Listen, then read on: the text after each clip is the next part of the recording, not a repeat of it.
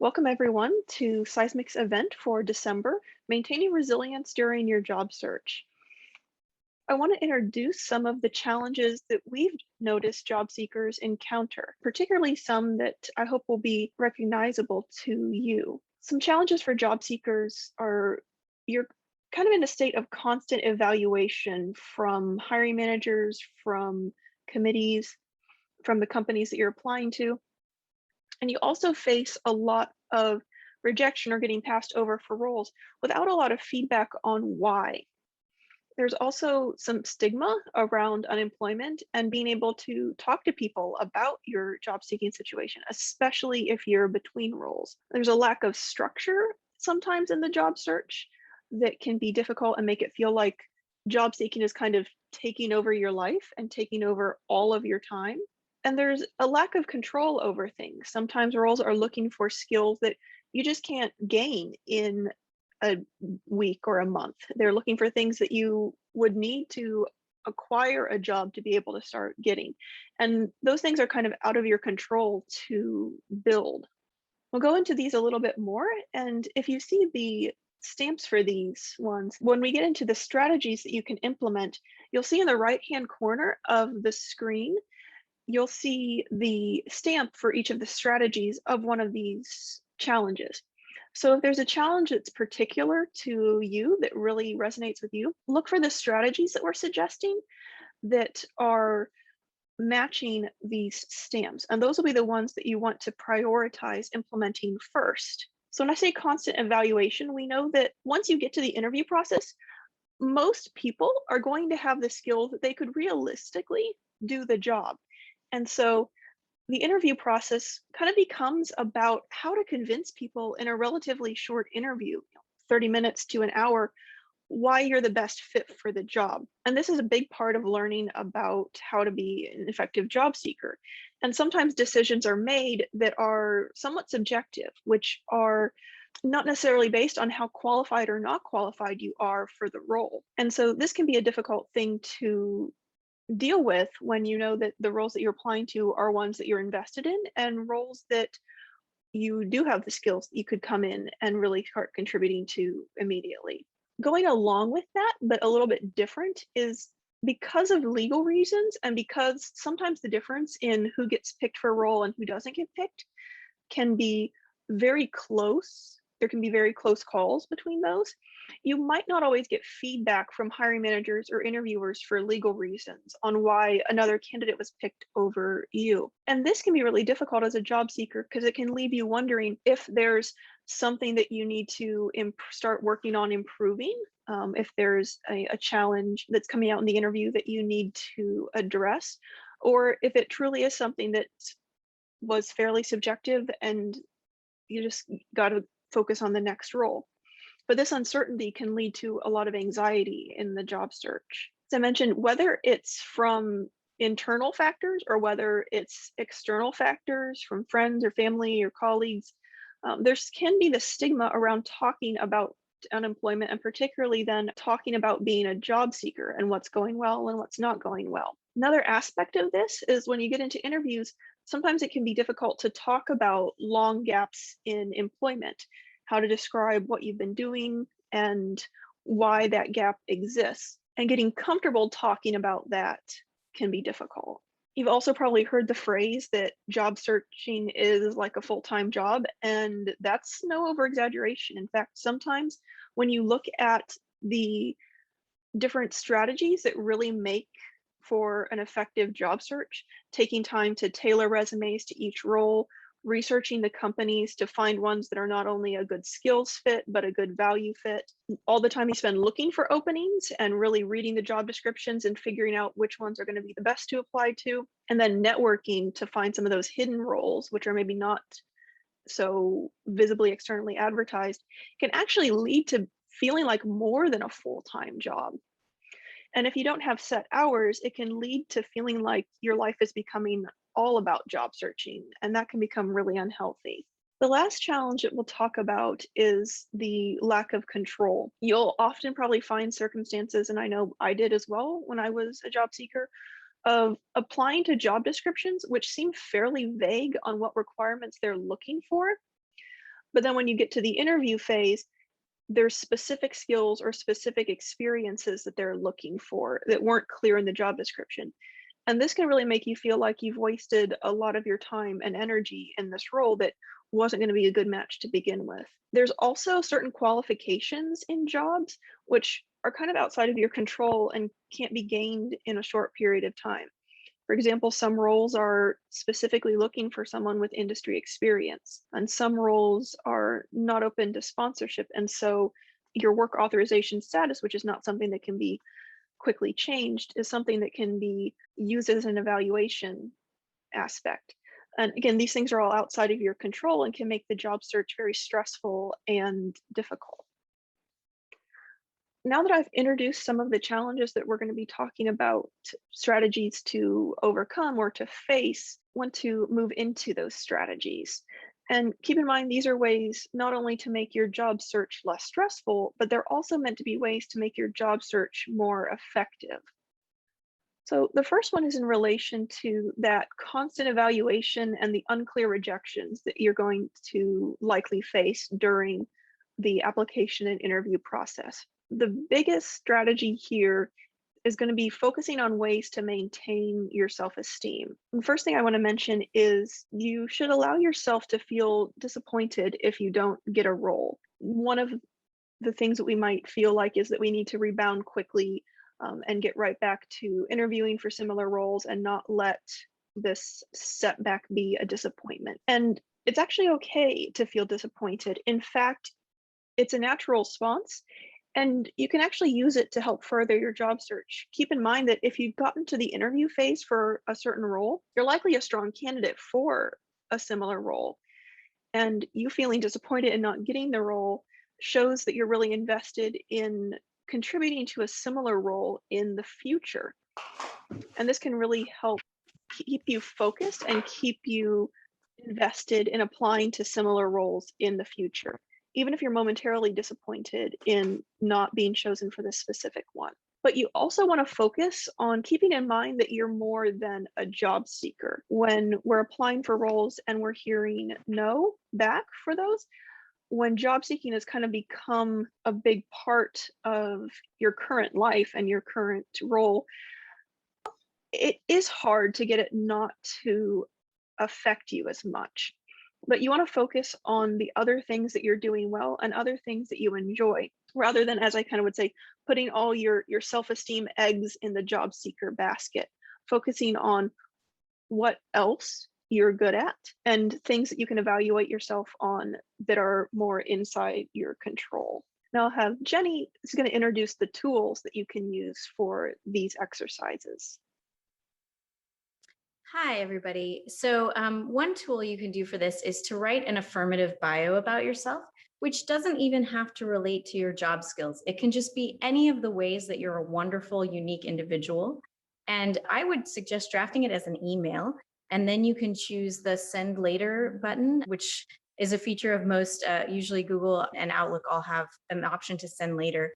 So just send it 2 weeks from now, 1 month from now. You'll forget that you've done that. And then in 2 weeks or a month, you'll get this wonderful email from yourself, reminding yourself of your own greatness. And it will do a lot to kind of reinvigorate and reboost your drive to continue looking. And another thing you can do is have a friend or family member do the same thing. Just kind of ask them to jot down a quick list of things that they appreciated about you or that they're proud of you for. And that's also something that you can kind of save, tack up near your desk somewhere so that you can glance at it a couple of times a day to just reinforce the sort of positive energy and reinforce the idea that you actually have a lot to offer and give. And you need to remember that, especially in times when you're hearing a lot of no. So it's a good tool. So furthermore, focusing on this idea of the unclear rejections and getting passed over for roles that you're a good skills fit for, I want to talk about how to rebound from that rejection and strategies to do that. And the first thing I want to touch on is, even if people don't commonly give feedback anymore, you can still ask for it unless you're specifically told not to. I know there's certain circumstances when you're interviewing with, say, like government roles or If you're working through certain third-party agencies with a recruiter, sometimes you're specifically told you can't directly ask for feedback, but most of the time, unless it's stated you can't ask for feedback, you can still ask for feedback. Another old saying is the worst that they can do is say no, and that's something really to focus on here. The worst they can do is say we don't give feedback as a policy, and best case scenario, you actually do get some feedback, which is going to be really useful and helpful for you in preparing for your next interviews. But whether you get feedback or not, I do want to state that the best strategies are still going to be tailored applications and roles that you've really researched and companies that you've really researched. Even though it's sometimes easy, I know this is something I've done, when you get out of an interview that you think went okay, and then you hear later, no, they're going forward with another candidate, especially if you don't have another interview lined up right away to focus on. Sometimes the instinct is to start over applying. So applying to every role that looks like a possibility as kind of an overcompensation. Try not to give into this. Try to really stay with the plan of tailoring your resume, applying to roles that truly are exciting and that are working on products or services that are something that you really believe in. That's going to be the best strategy in the long run. Regardless of whether you get the feedback or whether you don't, you can still implement some changes, but avoid obsessing over what you did wrong. Having worked on the side of hearing from hiring managers and working with candidates, it's actually pretty rare that someone did something catastrophic in an interview to not be considered. That's on the rarer side. In reality, it was probably a close decision and someone was slightly more prepared for the interview or was a slightly better values fit or just seemed a little bit more aligned with the mission of the company. In reality, it's usually a closer decision than you might realize and might not be that effective to obsess over completely redoing your interview strategy. But also, something I always want to mention is there's a difference between disappointment and getting to that burnt out phase. And you want to catch it before you get to that burnt out phase. Every time there's a little setback, or even after an interview that you think you did really well in, that's still potentially a little emotionally taxing because you're putting yourself out there, check in with your worth and your self esteem and where it's at after every one of the interviews or setbacks. If you feel yourself starting to feel more than that disappointment or nervousness around interviews, and you're starting to feel a little bit more of that burnout fatigue, know that you can take a day off when you need it. The other thing we talked about was lack of control. And I think it's important to acknowledge that there are going to be job seekers that have more challenges in the job seeking process than others. And some of these are going to be barriers that are outside of their control. Certain roles that are going to be looking for people with more years of experience or more years of working in the industry or a particular skill that you don't have access to quickly learn. And while I think it's important to acknowledge these, you can also focus it positively on, if you have some of these challenges, how do you respond to and react when you're confronted with challenges? Do you give up? Do you blame others? Or do you adapt to those challenges? Learning to adapt to these challenges is something that's not only going to make you a little bit more effective of a job seeker, but it's also going to be a skill that's going to serve you really well when you do acquire your new role. We think of adapting, think about, if say you don't always check all those boxes for a job description and that's something that causes you a lot of worry, think about how your skills can maybe apply to a different type of job that you might be equally interested in that you haven't considered before. Think about whether, because of your experiences, even if you don't necessarily have all the skills or match all the criteria they're looking for, do you have a unique perspective which is going to be really useful and that you want to focus on? And I also suggest, from data-driven mindset, really evaluate and understand your strengths and weaknesses in facing specific challenges. Again, this is going to really help you with some of those behavioral interview questions when you do get to the interview, but it's also going to allow you to see that you're stronger as a job seeker than maybe that one missing skill or experience or that one criteria which is really causing you a lot of challenges. Yeah, so some tools for helping you to reevaluate or think about experiences that you've had that might lead you to other types of jobs than you would have noticed is to do an experience evaluation and audit basically on experiences that you've had where you think, oh, that wasn't relevant, but then you kind of dig into the skills involved and you think, oh, well, maybe it's more relevant than you realize. So looking at your non-scientific experience and seeing what can translate is really helpful. And in addition, kind of looking at what your skills might be relevant to that are not your immediate focus zone, right? So there are lots of jobs that require the same sort of technical skills and knowledge that may not be directly bench work. Also, kind of understanding what other fields of interest are related to the skills that you already have and looking at new opportunities. So there can be opportunities in sales and customer support that require knowledge of all of these technical skills that you have, but may not be like the research associate position or the specifically the scientist position. So there may be more project management, director, customer service roles that still fit and need and require that set of background skills, but you just may not have even considered that as an option in the past.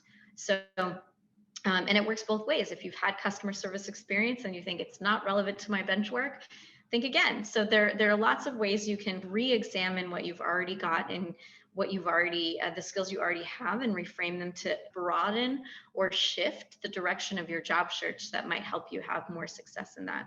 As I mentioned, there is sometimes a hesitance to talk about both the ups and the downs of the job search and seeking advice. I know it's maybe difficult for some to talk about it one on one in a personal setting, especially with people who you're a little bit more personally attached to. Some strategies to consider: the best way to challenge it is to actually confront it and begin to, one, share more with people that you're comfortable with, and really rebut the cases where you're not feeling comfortable.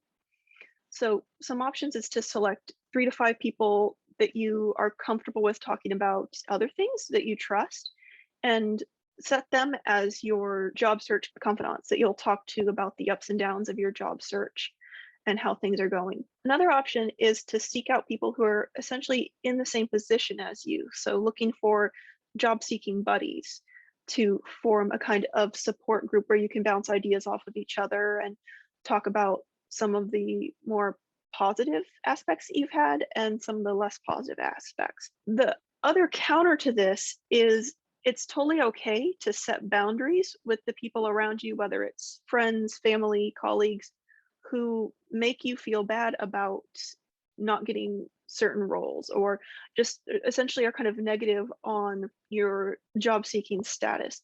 It's completely okay to say, I'll still talk to you about anything else, still engage with you with other conversations, but this is my boundary, that I don't want to talk about how my job search is going with you. You don't need to say more than that. You don't need to explain specific instances where a person made you feel bad about it. It's completely okay to just set the boundary there and ask them to respect that. I mentioned for building structure into your search, when you're going through tailoring resumes, researching companies, it can really feel like job searching is taking over your life. And that can make it more difficult to focus on the other things that build up your self esteem, the other things that you're good at and that you enjoy besides that evaluation. So, one of the most healthy things that you can do is to build structure into the job search.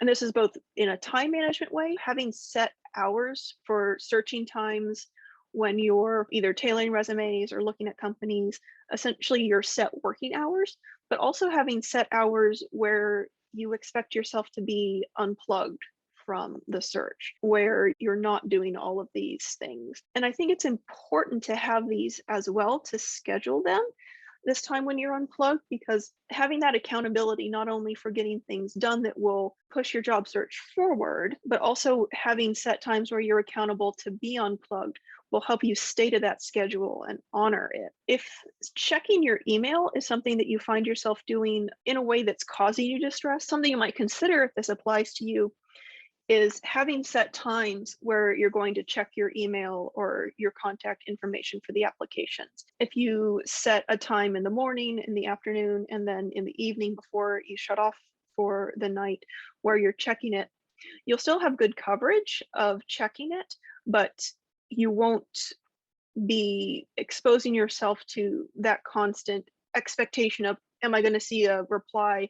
Oh, I didn't, throughout the day. You'll have set times where you can deal with that. It's also helpful in building the structure, not just time wise, but also in strategy, being really data driven in your job search. And the strategy that Jenny's going to introduce will really cover this well. And something we found a lot with working from home, and a lot of research on people now working from home, is having a separate space if you have the room for it. Even just having a separate corner of a room where that's your space for your job seeking activities. And then not participating in research or resume writing or interview prep in other aspects of the space that you're in.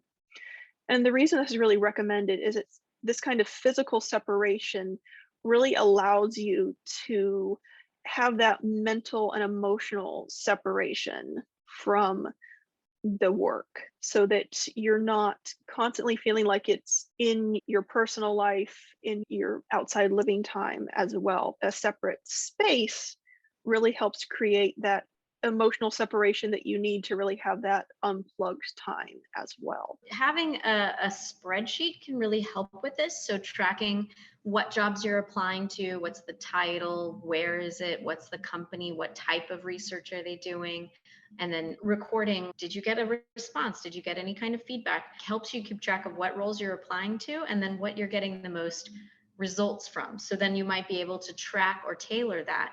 So if it seems like you are not getting a lot of interest or feedback from roles which are at the associate scientist level, but you're getting a lot more responses from like a research associate or a level below that, maybe that's where you need to focus your job search instead. Or maybe, for example, there's one field that keeps pinging and you keep getting a lot of responses from a particular field of study that maybe you hadn't realized your skill set was unique and special for. Maybe that's a time to kind of readjust those keywords that you're seeking for and try to target those jobs that you're getting more of a response from rather than less. It's a good way to just give yourself a sense of accountability and monitoring, like, am I applying to these jobs? Here's my spreadsheet that shows it. And B, it's a good way to work smarter and not harder. So you're really understanding where your efforts are being rewarded and where they're not really paying off. So you're all scientists, or many of you are scientists. So think of it as recording data for an experiment, right? If you try sending out resumes for this particular field or this particular role title, what are the results? And then examining that and adjusting your behavior, your job searching technique and skills based on that. So it can be an informative and also like a great way to make your job search easier. Believe it or not, it sounds like more work because you're tracking everything, but honestly, if you use that data to your advantage, you can work smarter, not harder. I talked a lot in the beginning about ways to maintain your confidence as a job seeker. Another aspect that really helps learning a new skill, even if it's not directly related to your job search, is something that really helps build up your confidence and really helps you feel that pride in addition to doing well in an interview or landing an interview after an application. And it's something that's a little bit more within your control. I want to focus on continued growth and ways to grow your confidence. I really recommend finding ways to stay connected to the field that you want to work in. This is even just be like reading industry news. If you enjoy social interaction, going to networking events for the field or conferences, it's a way to really show, especially in those breaks in your employment, that you've always been interested in this field in some way and that you've stayed connected to it. And it's a great thing to talk about in interviews as well. Beyond that, I really do suggest, in that idea of not putting all your self-esteem eggs in the job seeking basket, learning a new skill, even if it's not directly related to the roles that you're applying for. This is more about having something to build up your esteem and show yourself that you can learn and grow with a new skill rather than directly building up your resume. The only criteria I have for this that I really recommend is it should be something that you genuinely want to learn. It's going to be really stressful to be learning a new skill that you feel like you have to learn but don't really want to during the time that you're also job seeking. So my only criteria is pick one that you genuinely have wanted to learn for a while. The nice thing about this as well is if you've been out of work for a long time, talk about the time you spent learning this new skill as an answer for one of the things that you've been doing when they ask you to address the gap in employment history during your interview. Something I've seen come up more and more on CVs and resumes, which I really like, is if there's a gap in employment, describing some of the things. So volunteer work or new skills that were learned during that gap. And sometimes that's all you really need to address the gap in. They just want to see that you were continuing to grow and that you had that self-motivation to do something to gain a new skill, but also do something for yourself. Make sure that you make time, as I talk about building the structure, the schedule, for things that give you energy and focus on what does give you energy. So some people get energy from social interaction, some people don't. Meditation works for some people it doesn't. Art or exercise or other things. Find something that does give you energy, and in building that schedule, build in time to do it. That's kind of my one criteria for this is make sure that you're scheduling time in. That way you're not only accountable for doing the job search related activities, but you're also accountable to yourself for doing these nice things for yourself as well. It's not something that you're just like, I'll do it if I have time. It's something that's built into your schedule that you're going to do. Of course. So as Erin mentioned, definitely think of this not as like, oh, it would be nice if I did this, but this is part of your job search. It is what gives you the incentive, the energy to redouble down on your efforts every day. So don't think of it as like time away from a job search. Think of it as time that enhances the time you do spend on your job search, making it more worth it for you. There's plenty of free course sites to help you keep up to date on what's going on in the field.